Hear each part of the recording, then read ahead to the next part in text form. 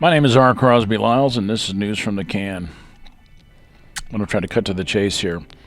So, Winter Storm Viola taking similar track to Uri, and that's this link here is videos from the Weather Channel.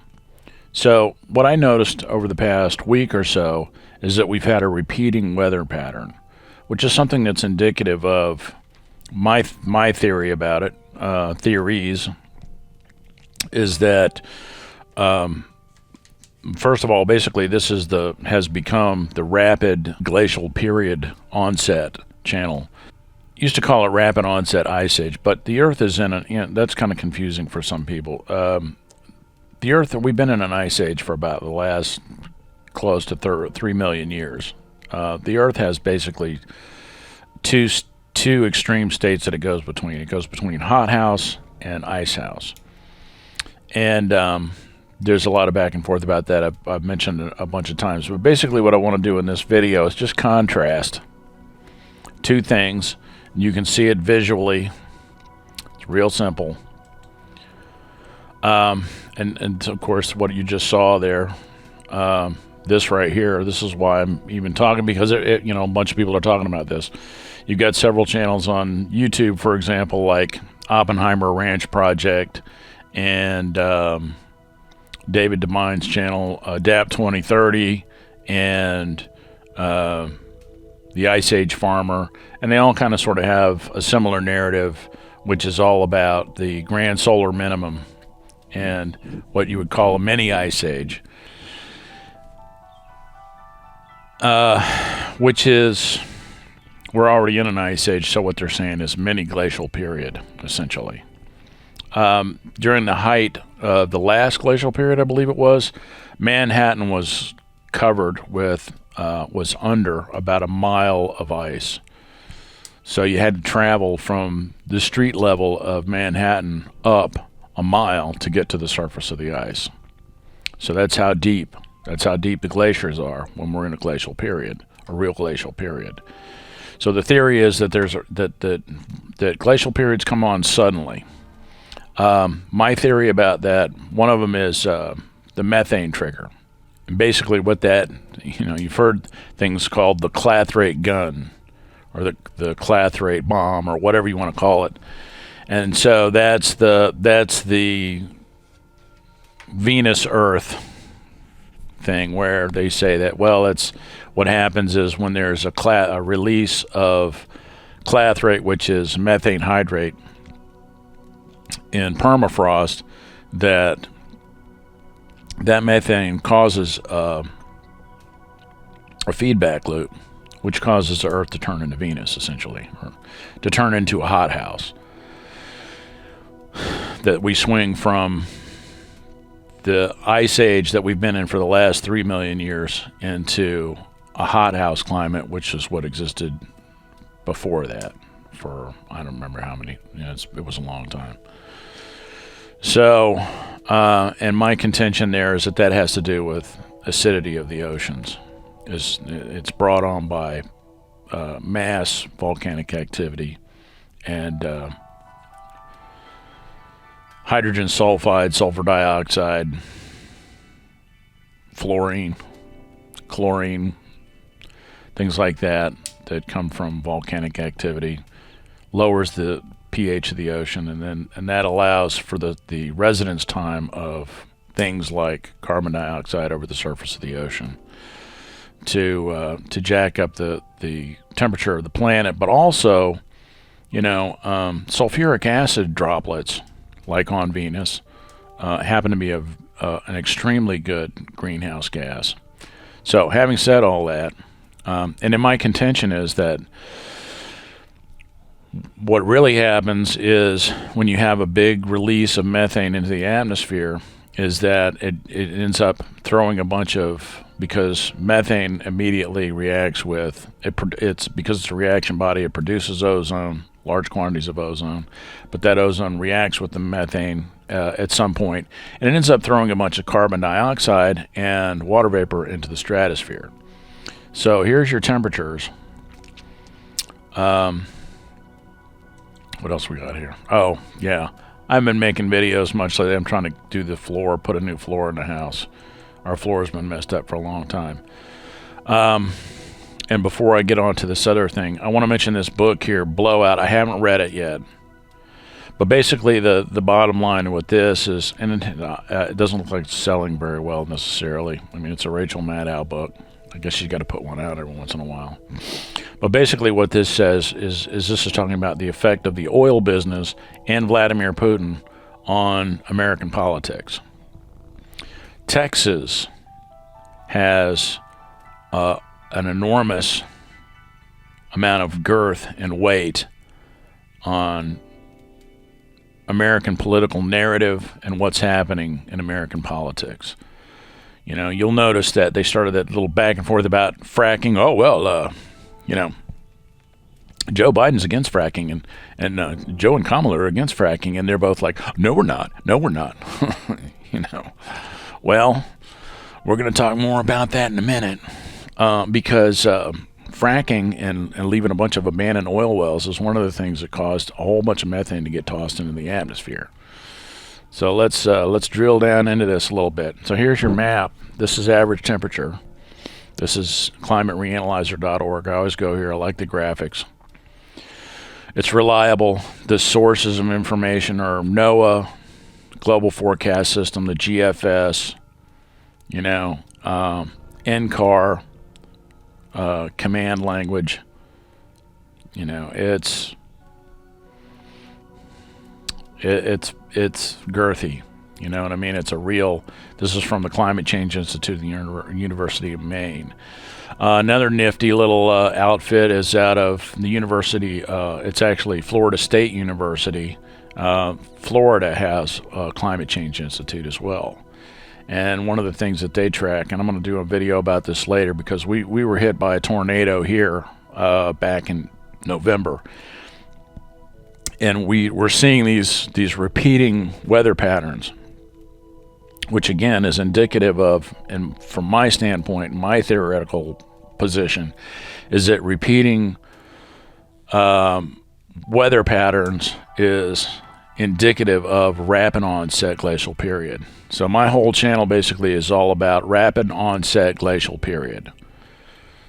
I've used the word rapid onset ice age. Some people go ahead and use the word ice age. The Earth isn't, like I said, is in an ice age, been in an ice age for 3 million years. What we're really talking about is, and in that ice age, we go through glacial periods and interglacial periods. We're at the end of an interglacial period, a warm spot, and should be getting ready to go into a interglacial or a glacial period. So you're looking at a grand solar minimum, which some people say, well, that doesn't have any effect. But here's the thing. This is what we're seeing now. Looks a lot like my theories basically bearing fruit. That's the bottom line here. Which is the methane trigger. This is the anomalous temperature. 2-meter temperature anomaly. Baseline 1979 and 2000. Okay. So this is not like, the baseline is not like, it used to be like, I think it might have went to 2010 or something like that. But this is 1979 and 2000. They moved it back. All right. And still, all that white there, that's nominal. I've said this a million times on here. I just gotta reiterate it. 2018 looked very similar to this. 2019 looked kind of similar to this. But man, there's a lot of blue on this map. And right in the equatorial zone, you'll notice that there's a lot of anomalously cool temperatures there. And this pink here is about 20 degrees below nominal for the 1979 and 2000 base. So that's not even when the global warming temperatures really were supposed to start jacking up, was after 2000, right? One of the things that they say caused that, and it's obvious, that caused global temperatures to start rising was the advent of fracking, which really sort of started kicking in the early 2000s, 2003, right in there.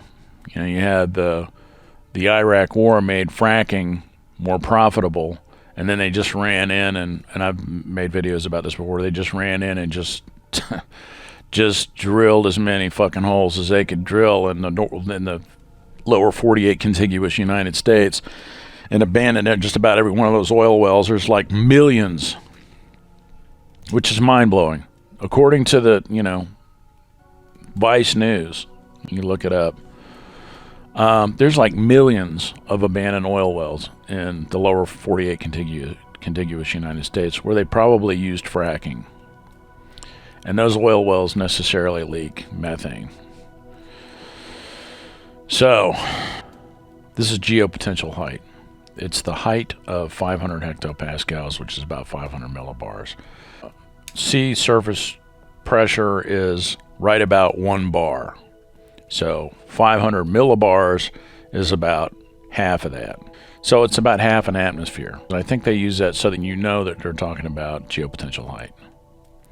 And it just allows you to see what's going on with the air masses. This white line here, that's where the jet stream moves along that line. So it's an isobar. That line there is like an isobar. And winds travel along that line. And the reason I'm showing this to you is because what may happen, the ocean absorbs heat as like a capacitor that holds the heat of the ocean.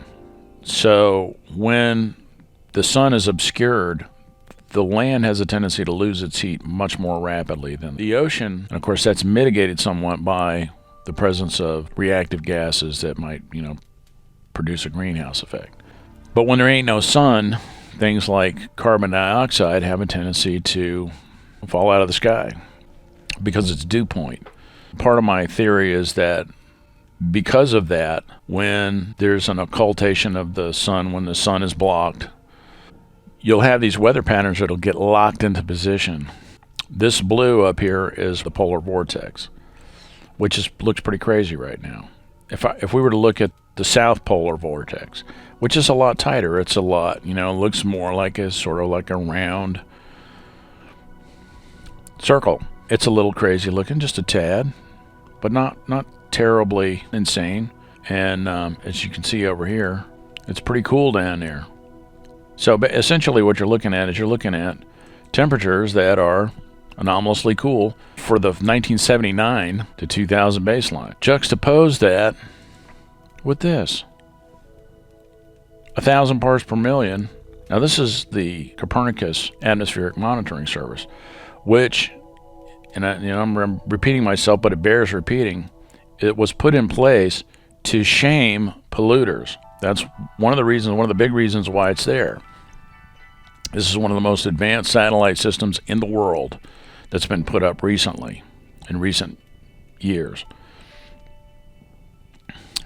This band of CO2 was not there 2 years ago. If you look back over my videos, there's a point where you see, that this band of CO2 showed up after a whole bunch of methane. It basically looks like a methane pulse. And again, I was not expecting to see a cogent band of CO2 that would linger over the equator and just sit and spin over the equator. It's not, well, it's annular. It's wrapped around the equator, and it's just sitting there. And you can see the weather patterns. Notice up here that this is a little bit less carbon dioxide. This is at the 50 hectopascal level, which is about 60,000 feet.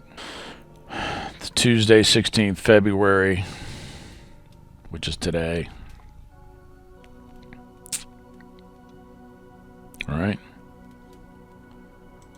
There's your methane at the surface level, usual suspects. Most methane is produced at the surface level from farming, rice, and what have you in India and China. They got some big uproar with the Indian farmers are changing the deal with those people. I don't know what's up with that. I don't know if it has anything to do with this or what. But I want to show you this because, so this is the surface level of methane.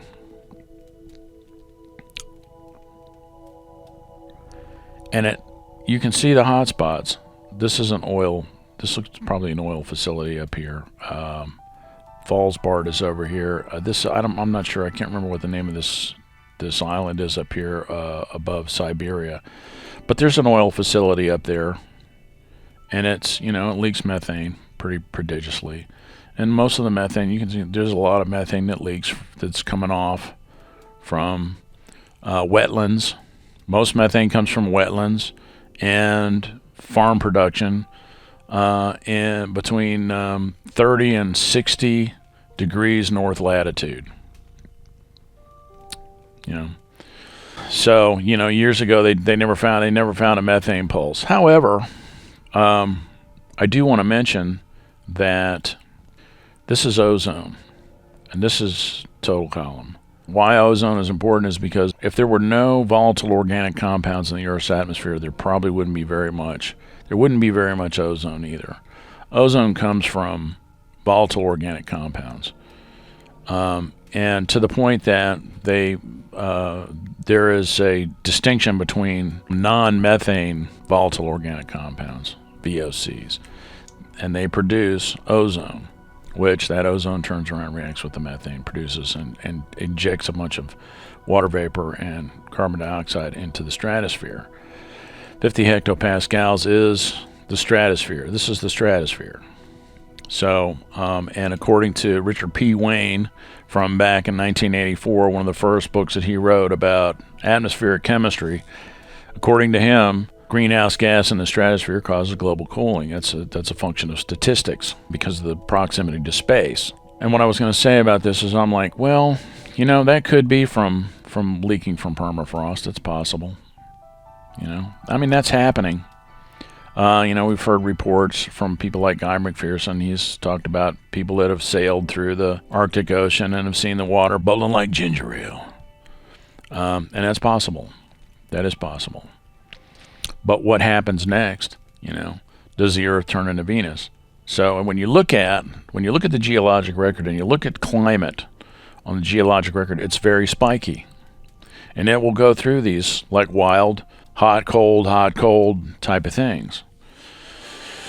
So this could happen. We could have a cold year, and then next year, because of changes in those gases due to the previous year's temperatures, we could have an extremely hot year again next year. Now last year, you'll remember, last summer, they had huge fires in, this is the other thing I wanted to say to sort of like modify that I don't really know. I'm not a soothsayer. I don't really know what's going to happen next. But last year we had a lot of fires. We had a lot of fires in California. We had fires in Canada. We had fires in Sweden and Finland.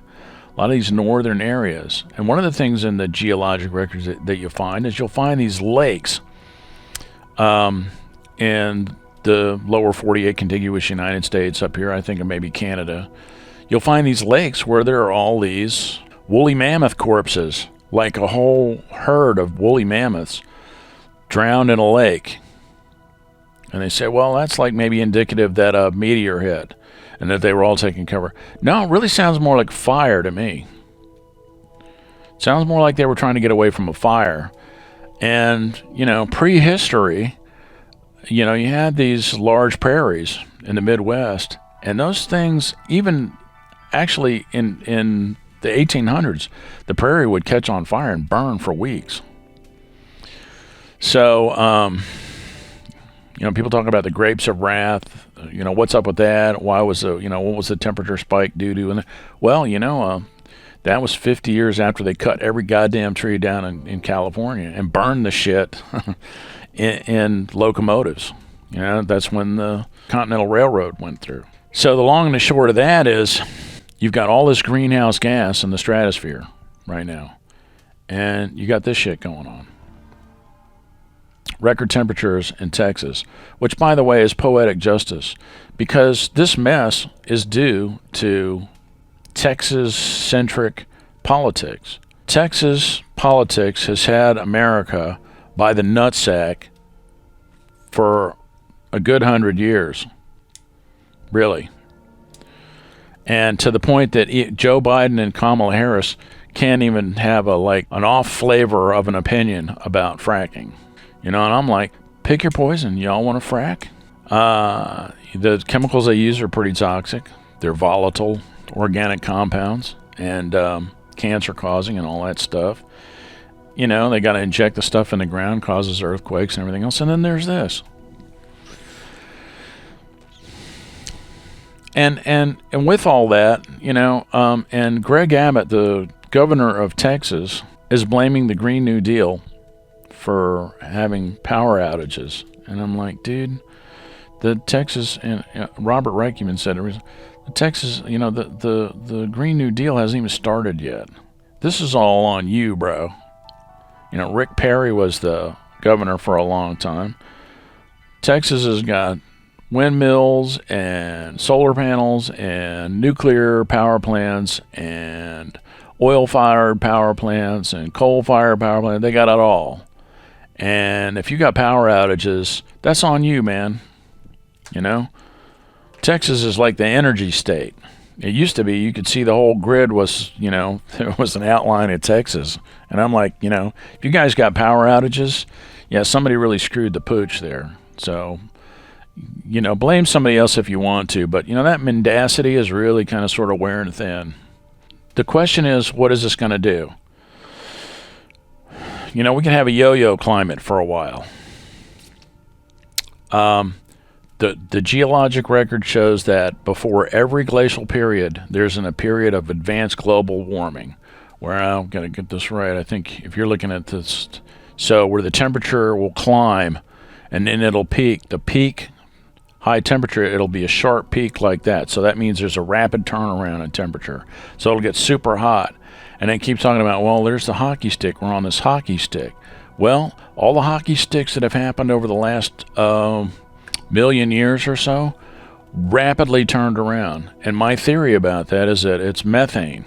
That for some reason, you know, it might be that the plants were starved for CO2 or something like that, and that so then you had a build, for some reason there was a buildup of CO2 in the environment or something like that. And there was a lot of heating, and you had a runaway. You had started having a lot of fires, and then there was a runaway global warming, which was culminated in a methane pulse because of the warmer sea surface temperatures. And that methane pulse threw a bunch of water vapor and carbon dioxide into the stratosphere and snapped it off like a light switch.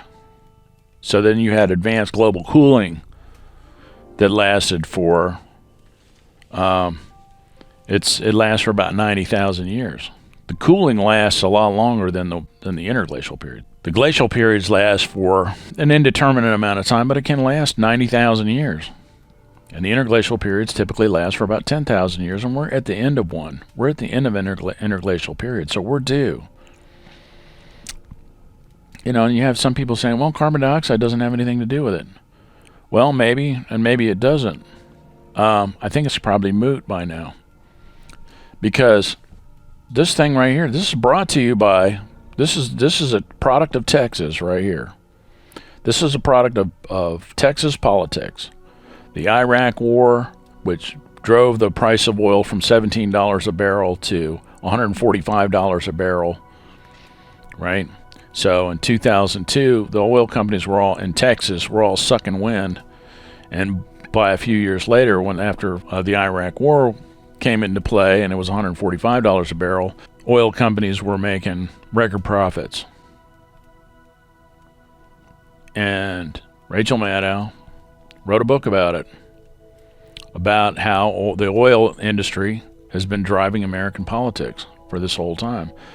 And now here we are. So this thing right here, this band of CO2, this cogent band of CO2 that looks like it's about 1,000 parts per million, if this legend is correct down here, that's a product of Texas and Vladimir Putin. And furthermore, the oil business, Vladimir Putin and the Texas oil business, and by the way, there's YouTube hires out their moderation, their site moderation, and one of the big sites of YouTube moderation is in Austin, Texas. which is where Steven Crowder is. You know what I mean? It's like, well, what does that have to do with it? Well, I don't know, you know. And I've noticed that my subscribers and the subscribers of small YouTubers, especially ones that don't really, you know what I mean, that they don't like the narrative of, they shave those off and then they pack them all on, because veracity is tied to how many subscribers you have and how many likes you have and your ratings and subscribers. So they shave off subscribers from people that they don't like, and they pack them on people that they do, that spit their fucking narrative, which is, oh, it's the grand solar minimum, you know, and Democrats are shitbags, which is bullshit.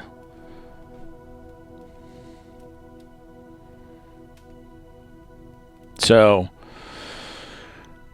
may God grant them their highest, greatest good, health, happiness, prosperity, love, and all the things I wish for myself, and may the rod of God's correction fan their heinies good. Yeah. So yeah, that's what this is, and you can look at it, juxtaposition. Cold is all outdoors, right? Anomalously cold temperatures, February 7, 2021. And at the same time this is going on. Do the math. How can they not be related? Well, you know, I mean, everything's related. But if you listen, if you watch some climatologists, they will tell you that those rapid turnarounds have to be caused by changes in the atmosphere. Has to be caused by changes in the atmosphere. Because it's, you know, albedo. If you throw a bunch of water vapor into the mesosphere, water vapor is a light molecule. It's got a molecular weight of like 18, something like that. So it's light. It's a light molecule. And it'll stay up there. And water vapor in the stratosphere, you know, you got crystals and so, and that's my theory. That's your rapid onset glacial period, which is the subject of Art Bell and Whitley Strieber's Coming Global Superstorm. Because they got together, they were going to write, you know, Whitley Strieber wrote novels and things like that. And Art Bell, you know, he was the host of Coast to Coast, died last year, God rest his soul. So they got together to write the Coming Global Superstorm. They didn't come. They actually were not going to write that. They were getting together to write a fictional book about something, I don't know what. And then they stumbled on this thing. And they're the first place that I ever saw anything about folding of the tropopause, you know, what's called a bombogenesis or a bomb cyclone, where basically the stratosphere dives down. And there's some mechanics. I'm gonna do more on that. I'm got some theoretical ideas about that just have to do with the compressibility of CO2 in the stratosphere and what may cause those bombogeneses.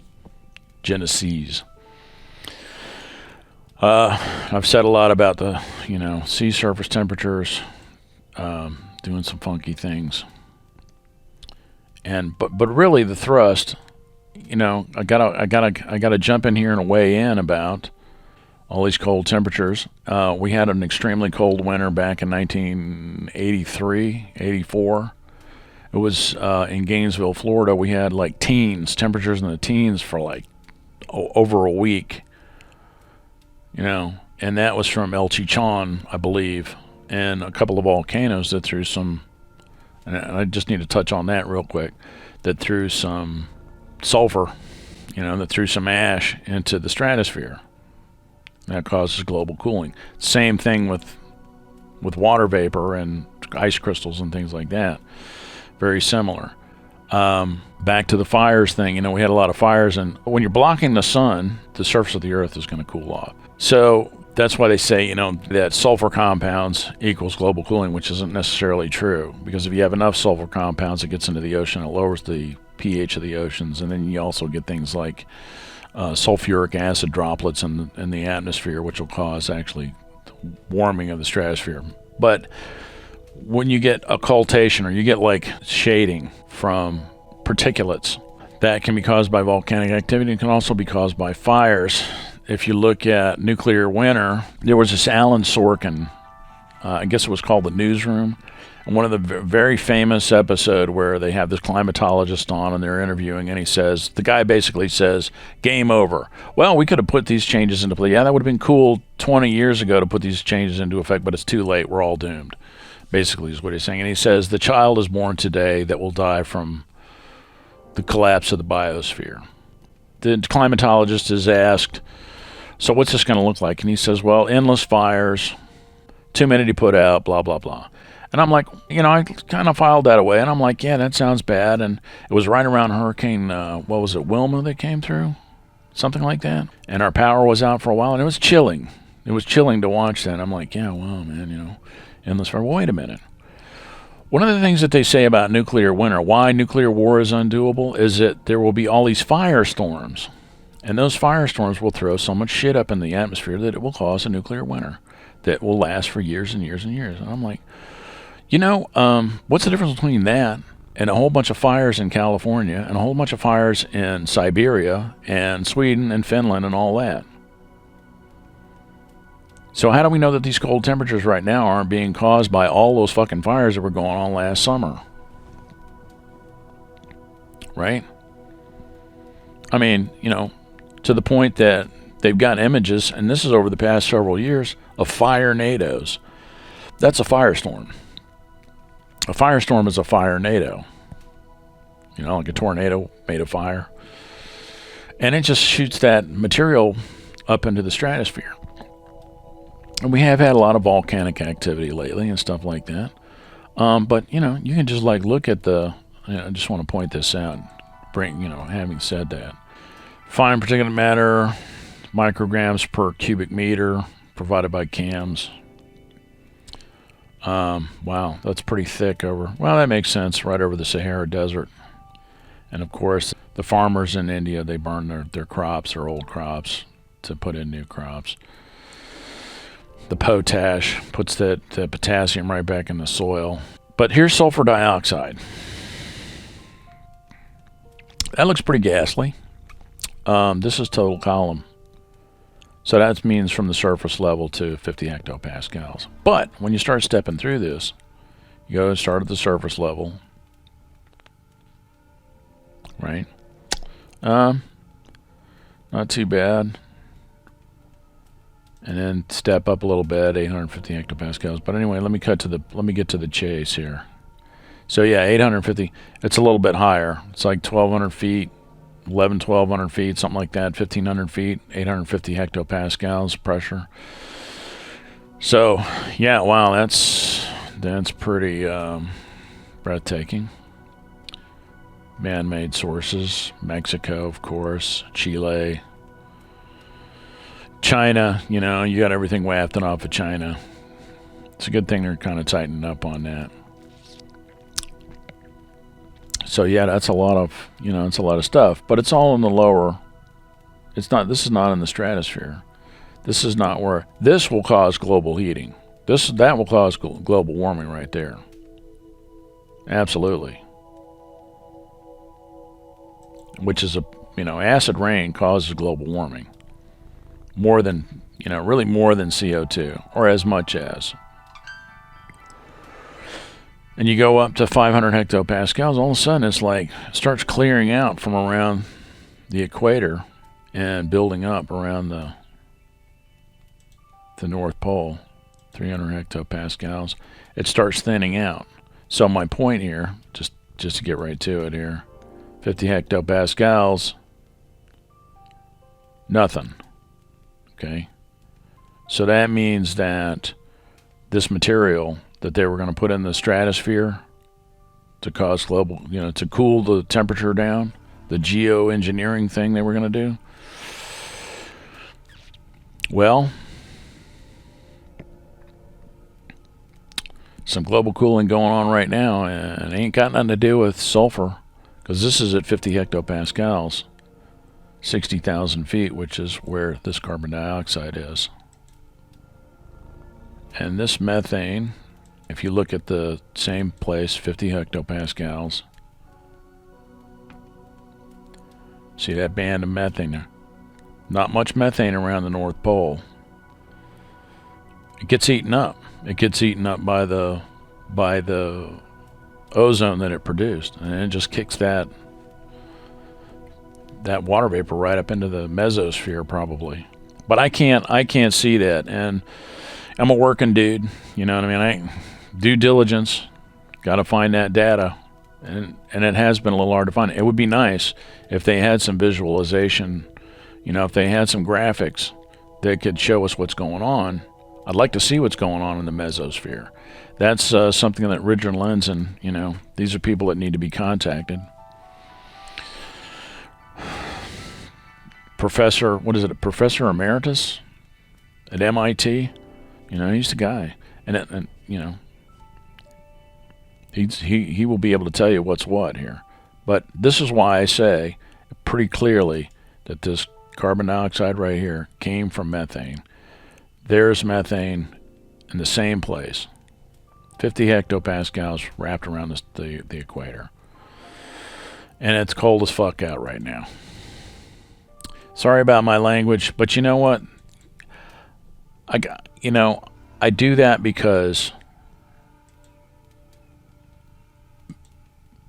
when I go on YouTube, the reason I look at YouTube is I want to hear from real people. I don't necessarily want to, you know, there's some people that do some really great scripted material. That's not my thing. I want you to know I'm a real person. I'm not trying to think outside the box. I guess I am. But I want things to make sense for the average person, because there's so much fuckery that goes on with the narrative. Nobody knows what's going on. So, yeah, it's cold. Is this bad? Yeah, probably. I mean, we don't know what that's going to do. It's going to do something. And one of the issues is one of the things that this is going to cause, because CO2 aggregates, it collects rain droplets. One of the things that this will do is it will produce massive amounts of precipitation, frozen and otherwise. So, clouds, it produces clouds. And more on that later. You know, I've got to do a little bit of due diligence. I got some more theoretical work that has to be done, and I really like to hear from people like Richard Lenzen. You know, some serious heavyweights. If you ever see anybody, if you ever go to look at anything that the PhDs over at NCAR, UCAR have to say about it, you know, whenever they talk about climate or reactive gases, or like, you know, they're like totally unbothered. They're not like freaking out. They're totally unbothered. You know, Earth's been here for a long time. There's going to be changes, and some people, you know, are going to be displaced, and some folks might die. We got a lot of fish to fry here. But I don't think that this is not. I don't fear monger. This is not a cause to be afraid, but it's something to be aware of, and it's something to talk about. And basically, what this is an impetus to do is to stop lying. We need to get this mendacious, this addiction to straight mendacious narrative needs to come to a fucking end right now. Because this goddamn shit right here, this thing that's going on with the atmosphere, with this buildup of reactive gases, and because it's dry at 50,000 or 50 hectopascals rather, it's dry up there in the stratosphere, so that CO2's just hanging out. And that's a heavy molecule, CO2. I forget how many. It's a heavy molecule. It's fascinating that it's staying up there, and there's some more theoretical stuff that I don't necessarily want to talk about right now. I've got some papers that I need to write. Oxygen produced at deep ocean thermal vents. You know, I've got to do some analysis. but you know, I work for a living, and I got I've got chores, so I'm trying to get it done. You know, if somebody was to send me like, you know, I don't know, $1 million, so I could just do this full time, that would be great. But I don't see that happening anytime soon. Or maybe not, I don't know. But it just, look and see for yourself. There it is. And you say, well, if it's not hurting anything, it's no big deal. Well, you know, Brazil just got this, you know, what we're seeing is we're seeing apocalyptic levels of rain, for one thing. You know, when you see 5-6 feet of rain in a WAP, like at Hurricane Hugo and some of the other hurricanes that dropped on Hawaii and Texas and North South Carolina, you know, the Carolinas, and you see the amount of rain that's been dropped in Brazil recently, and the amounts of snow that have been dropped in the Alps, 10 feet of snow in a WAP on Iceland and things like that. That's serious. So anyway, that's all I got. My name is R. Crosby Lyles. I love you guys, man. You know, wow.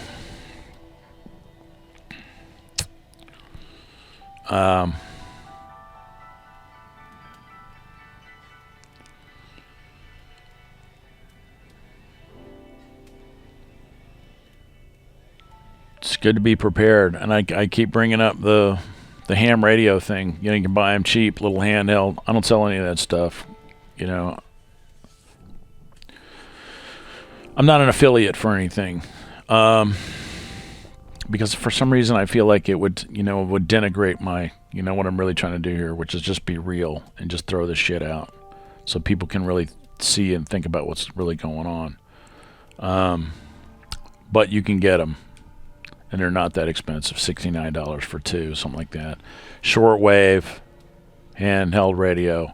It's a good thing to have. Why? Because of the reach. It has, you can communicate with people, so if you're living above the 40th parallel, you get buried in your house in snow for a long period of time. Somebody gets sick, you need to communicate. You need to carry, you need to keep extra medication for you and your pets, extra food, you know, those Patriot things, you know, you can get. They're actually pretty cool. They come like in a bucket. Store up water. You see what's happening in Texas now. No electricity, no water. You know. Yeah, y'all really got it going on in Texas, don't you? You know. Got no fucking. You don't have any ground to stand on, bro. I mean, come on, tighten up. No, really, tighten up, Texas. You guys caused this shit. Tighten up. Tighten up. At least I you know. Got to give a little credit to Ted Cruz. I don't appreciate a lot of the things that Ted Cruz has done over the years. I really don't. But he did say about this recent, about the power being out and stuff. He did say, I don't really, I don't have a comeback for that. He didn't lie. So. And what I would say to Ted Cruz and a lot of these other pre and post Tea Party folks, Kevin McCarthy and people like that, and certainly Democrats, you ain't got to really talk to them. They're doing what they got to do. But, a lot of these guys, it's like, look, y'all can turn it around. You're full of shit. Just stop doing it. Just stop lying. You can turn around and you can say, okay, you know what? Ted Cruz could do this, really, for real. And Kevin McCarthy and all them dudes. Mitch McConnell almost did. I know why Mitch McConnell did what he did. He voted to acquit and then got up there and said, no, the dude's guilty. He did that because he didn't want anybody to stop him from saying what he had to say about you-know-who. So you guys can just cut the shit. I mean, just literally, just get on camera and just say, you know what? I kind of sort of decided that, that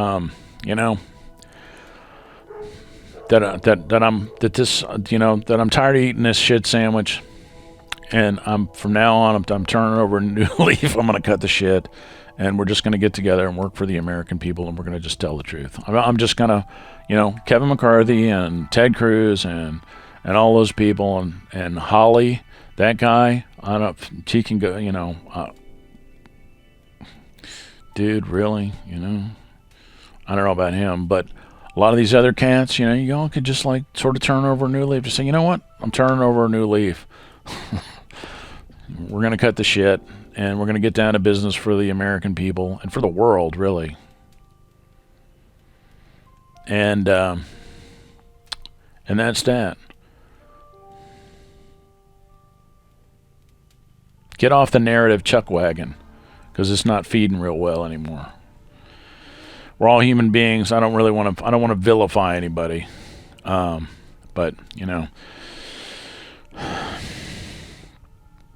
we got to turn this thing around. And that's all there is to it. And that's all I got. My name is R. Crosby Lyles. Get provisioned. Y'all in Texas know what I'm talking about. Get provisioned. You need to have a way to charge your phones. Power generation. Got to watch out, man. People dying from carbon monoxide poisoning. That's a thing. Guys, got to be careful about that. You can't have that. Do not put your power generator inside your garage. It's got to be outside. You can make like a little temporary lean-to or something for it outside. Got to be real careful about that. 17 people in Texas died from carbon monoxide. Y'all be careful out there with that. Seriously. Sleeping in your car might be cool, might not. You can buy a carbon monoxide detector and put it in your car. Just carry it around with you. Like something you mount on your ceiling or whatever. Or something. I mean, you might be able to get something that's even smaller or whatever, but you could get one for $29.95 or $20 or whatever at Lowe's, Home Depot, something like that. Get a smoke detector with a carbon monoxide sensor in it and put that thing where you sleep. And if you got to sleep in your car, take it with you. Put it in your car so you don't gas yourself, because it's a silent killer. You will fucking die and not even know it. So that's just a thought. If that's possible or whatever, think about it. See what you can do. Winter may be over soon. I don't know.